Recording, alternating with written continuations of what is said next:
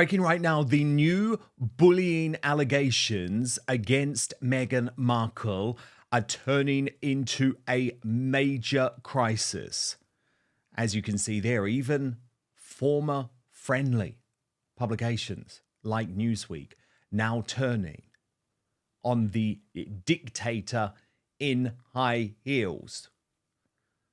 The Daily Beast has also reported that Meghan Markle's survivors feel vindicated by reports of her demon ways. And summing this up, the royal YouTuber, according to Taz, posted the Daily Beast, Vanity Fair, and The Hollywood Reporter have all reported on Meghan not just being a demanding boss, but a truly nasty piece of work. Bullying your staff into quitting their jobs, crying, and ending up in long-term therapy is seriously damning. She sounds evil. And Julie Burchill, a highly respected columnist who Meghan Markle's Sussex squad also tried to cancel with completely false allegations of racism, but we know what they do, we know this is how they play things, wrote, "For the sugary crew who insisted they knew that Meghan is a charmer, now the bully's been stripped bare by Vanity Fair. I've just got one word, karma. Oh, you dumbass dupes, read it and weep." And of course, the Vanity Fair article, 8,000-word article, is going to have serious repercussions for Meghan's already damaged position in Hollywood, certainly so soon after the complete disaster of her LA wildfires PR stunt. Dan Wootton hits us with the big news. The allegations of Meghan Markle being a toxic boss are back, and they are bigger than ever. What's new here?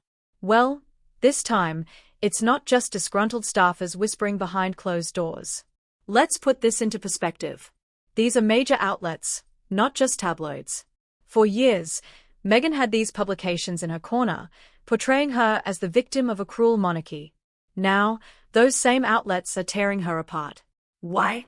Because the truth is finally catching up to her. Here's a key takeaway. In the age of accountability, the public, and even the media, will only stand by you as long as your actions align with your narrative. Meghan built her image as a kind, empowering advocate, but behind the scenes, people are saying the opposite. When the gap between perception and reality gets this wide, people start talking. Let's talk about the allegations themselves. Staff members claim Meghan bullied them to the point of tears, long-term therapy, and even quitting their jobs. That's not just being demanding, that's crossing into toxic territory. And listen, everyone has a bad day. Everyone can be tough on their team once in a while. But this isn't an isolated incident.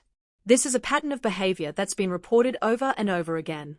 Well, Prince Harry's biographer Angela Levin, a woman who has been vindicated by so many of the revelations in Vanity Fair, joins me now live. So, Angela, I've been desperate to talk to you about this ever since I read the article. Hit me. What do you think? Well, I think that they want to, I think that Vanity Fair wants to get their own back on what happened in 2017. That's what I think. You know, sometimes people wait until the moon is cold and then they go and attack. And I think that's what it was. Shall I go back there and tell you what happened? Yeah, because this was the cover, wasn't it, Wild, about Harry, that she claimed was in some ways racist. I mean, she throws around racism allegations to everyone, doesn't she, Angela? But yes, tell me. Yeah, well, in 2017, she'd been with Harry. They were completely in love, as they said at the time, and he wasn't actually proposing. So she decided that he needed a bit of a push because she can't wait for things. And she also thought that it would be good with her playing a play that she did that was playing for the 100th time.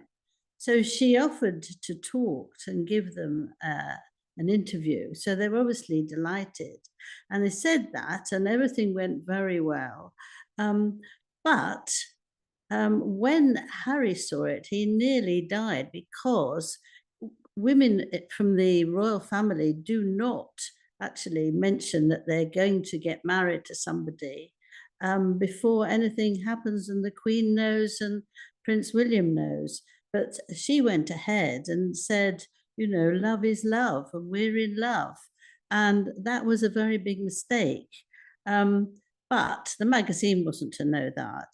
And she then decided that it was the magazine's fault because Harry did not like the title. And so she said that it was, the title was, no. Let me see. Can't remember it now, but I'll come back to it. And she didn't like the title, and Harry didn't like the title, and he wanted it removed, and she wouldn't do it, and the magazine couldn't do it. So things got quite difficult. And Meghan doesn't like to be in the wrong, so she then decided that it was boring. It was too much about Harry when it should have been about her. And the worst thing of all, the big word, which she uses, you know, quite a lot and has done since then, that it was racist. And the reason it was for racist was that it was, there was a title that was to do with 1930 magazine where there was a lot of blacks around and she didn't like it. So that was the end of them. Yeah, she was thought furious. it was similar to a song that had been performed by Judy Garland in blackface. Yes, but I'm Just Worried About Harry. That's what it was called. Yeah. Think about it. You've got former aides coming forward, high-profile outlets publishing exposés, and even Hollywood insiders hinting that Meghan's reputation is tarnished. This isn't just smoke, it's a full-on fire. And honestly, it's no surprise. How many times have we seen public figures present one face to the world while behaving completely differently behind closed doors? Dan Wootton makes a bold claim here. Prince Harry is allegedly afraid of Meghan. Now, let me be clear, fear shouldn't have a place in any relationship. But if this is true, it tells us a lot about the dynamic between these two. Here's the thing. Harry's actions over the past few years, abandoning his royal duties, throwing his family under the bus, and airing private grievances, don't seem like the moves of a confident, independent man. They seem like the actions of someone who's being controlled. Now, I'm not saying Meghan is solely responsible for Harry's choices. But if he's genuinely scared of her, as Wootton suggests, that's a serious red flag. Relationships should be built on mutual respect, not fear. Angela Levin makes an interesting point. This could be payback. I'm Just Worried About Harry, and it been performed by Judy Garland and Mickey Rooney as a blackface number in the 1930 film. And she was absolutely furious. But this was grasping at straws because it was in Babes in Arms, right? And the thing is, that movie, Angela, was released in 1939. I mean, come on. Yeah. Vanity Fair weren't thinking, oh, let's try and link it to a film from 1939. They were just, I mean, look, we're journalists. We know how this works, right? We know how headline writers work. They thought it was a clever pun. That's it. No racism intended. No, but Harry knew he was going to get into terrible trouble to have a title like that when the Queen and his brother didn't even know anything about it. Yes. So she blamed them and she blamed them. And that's it. And that really was the beginning of a very nasty Meghan. And it's gone on from there. So I think they've waited a long time. They've apparently done masses of investigation. And they came up with a whole list of things that she's got wrong. And it's really, really sharp. It's really sharp. And I've picked a few that I can just read to you and see what you think of it. The first one is easy. It's that staff needed therapy after working with Meghan. Now, this was mentioned when she was still within the palace, and that people believed that the staff were so scared of her and she was so nasty to them that they had therapy or they left. And she absolutely said nonsense. But you look at that face and you can see it's not nonsense there. And this is a magazine that it didn't happen. It happened a long time ago, but they've now got the chance to say that she was a bully.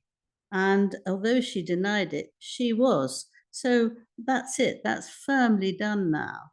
And there were all sorts of things originally about this, about taking them to court and all that.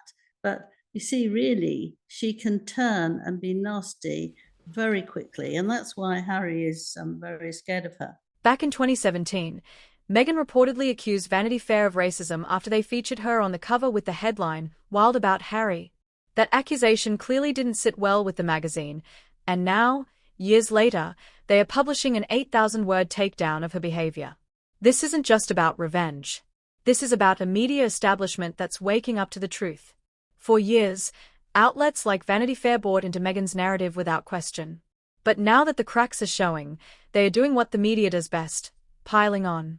You can only control the narrative for so long. Eventually, the truth will come out. And when it does, the same people who built you up will be the ones tearing you down. Dan's guest drops the word, and I think it's fitting. Meghan and Harry built their brand on a story of victimhood, escaping a toxic institution, fighting for justice, and standing up to oppression. But what happens when you turn out to be the bully? Then the other one, next one is really business-wise, that Meghan didn't come up with ideas for archetypes. And they said that she didn't really help. And it took them, because she didn't, it took them a lot more time to find out what to do, because she didn't like what they were doing. So she was very difficult to work with. We know that well. So it's not a lie. It's just the truth. And then she said that I don't believe she didn't know how to curtsy for the Queen. That's the question there. And of course she did. Most little girls go around being queens and curtsying. I mean, there was a picture of her when she was very small, about, 5, 6, and she had a crown on and she was pretending to be a queen. Don't tell me that she didn't get people curtsying to her and that she was curtsying. And that's just what it was. She was pretended to be very shocked when Fergie said, "Oh, you're going to see the Queen for the first time. You do know that you have to curtsy." And she said, "What? That's ridiculous." And so Fergie went through it with her as quickly as she could, but she was furious about it. And Meghan tried to get her own back when she did this terrible, terrible curtsy and sort of bent over, right over, and said, and then put on a very silly voice. And I thought that was disgusting. And then Harry was challenged to engage with. And the reason why they say this, it's not necessarily cruel, but it's very interesting, this one, that he doesn't really want to work. He wants to do charity work. He doesn't mind if he doesn't get money. He can leave Meghan to get all the money.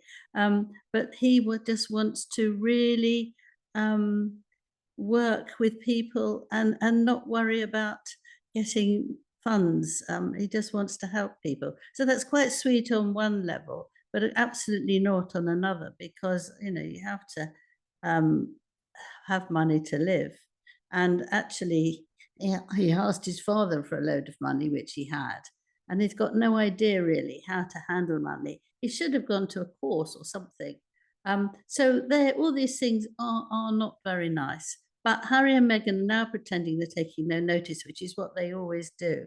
But you don't believe that either, because Harry would be boiling underneath, and Meghan is probably screaming and shouting and tearing her whatever she can get, because she hates people to dislike her. The whole thing is that she wants people to believe what an amazing, wonderful woman she is. Hence all these big smiles and the hugs. Hasn't worked, has it? This is the cost of hypocrisy, folks. When you claim to stand for empowerment, kindness, and justice, you have to live those values. If you don't, people will call you out. And that's exactly what's happening here. But let me take this a step further. This isn't just about Meghan. This is about accountability for everyone in the public eye. Whether you're a royal, a celebrity, or a politician, your actions matter. Words are cheap. It's what you do that defines you. Hollywood is a tough crowd. 1 minute, you're on top of the world. The next, you're yesterday's news. And Meghan? She's learning that the hard way. Think about it. Netflix cancelled her show. Spotify dropped her podcast. Even media outlets that once praised her are now calling her out. This isn't just a PR problem, it's a brand collapse. Here's why. Hollywood loves a redemption story, but it hates hypocrisy. If you present yourself as a hero but act like a villain behind the scenes, people will turn on you. Meghan's downfall isn't just about the allegations, it's about the disconnect between who she claims to be and who she really is. And don't forget to like, share and subscribe, and share your thoughts in the comments below.